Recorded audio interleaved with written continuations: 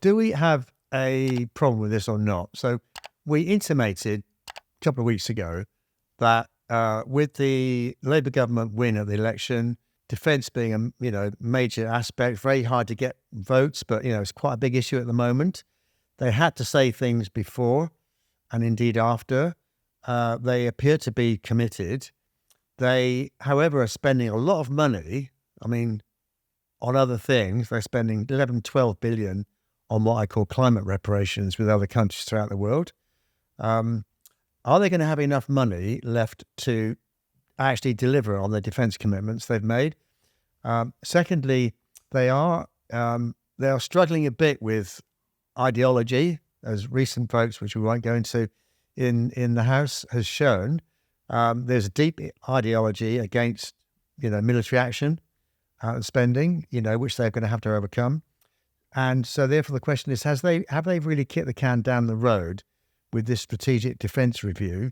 Have they put it beyond them having to actually do something about it? And I think we learned from Greg Bagwell also, when we interviewed him, that it's not a full SDR in a sense. It doesn't end with, we're going to do this, this, this, and this, and this, and it's going to cost us this much money. There'll be another review that follows. If I'm sitting here in your shoes, I'm thinking, this doesn't sound great. No, and I concur.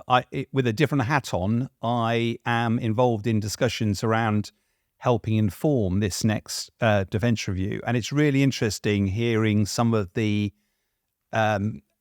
rumourings, the mumblings around this, because obviously there's lots of people committing papers, but there's also some fairly senior level engagement. And it would not be betraying confidences to say that there is a growing view that you mentioned defence commitments.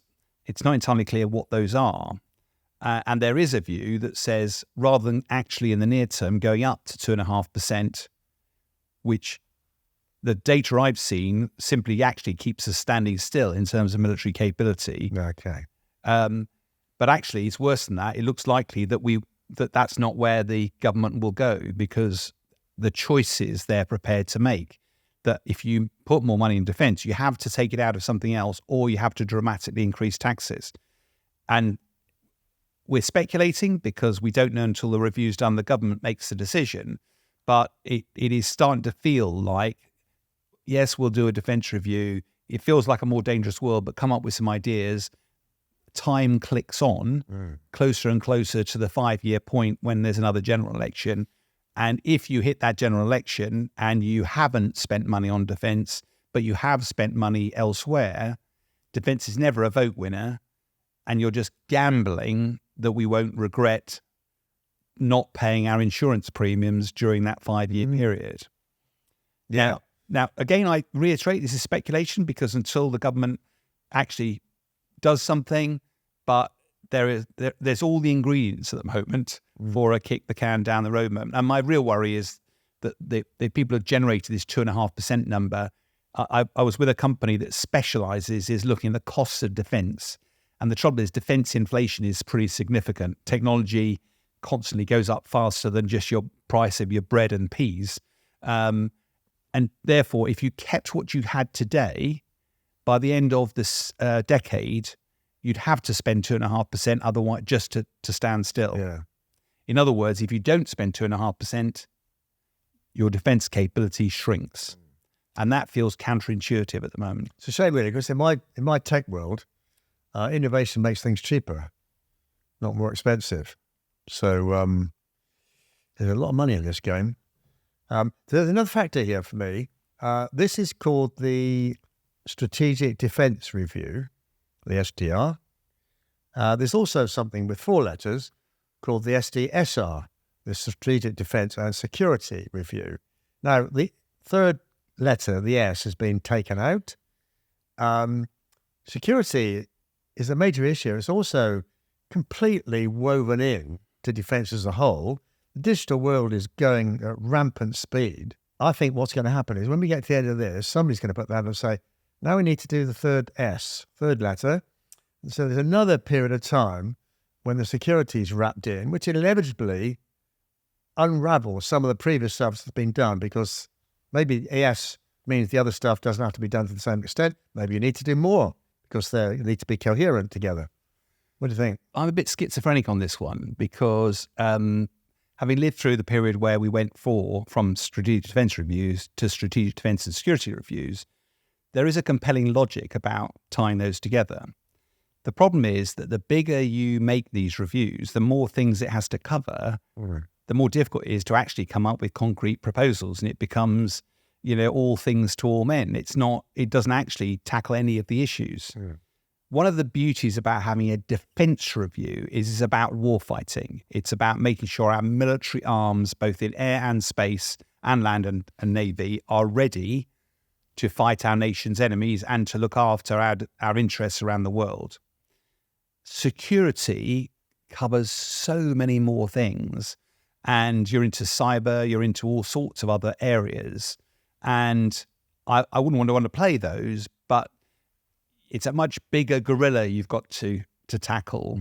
And therefore, in a way, you could argue that if they'd started with a strategic defence and security review, that's such a big undertaking that with only a limited amount of time, you're only actually going to be achieved so much. If you just focus on defence, you could potentially focus on a lot more. The trouble is, I tend to look at these things from a relatively simplistic view.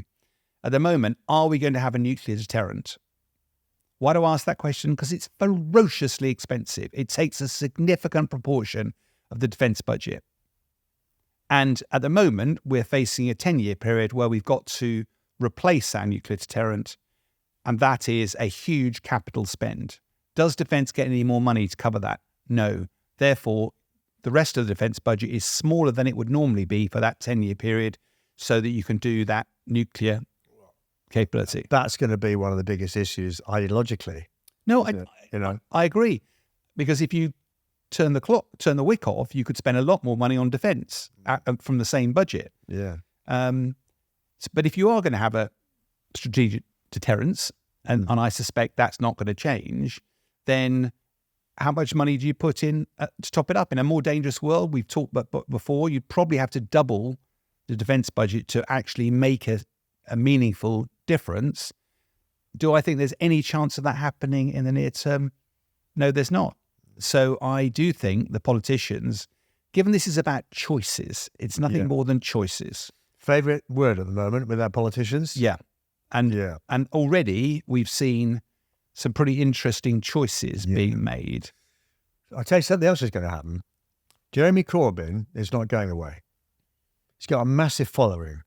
In the 2 elections he lost, he got more votes and more percentage of those eligible to vote than Keir Starmer got when he won and had a massive majority.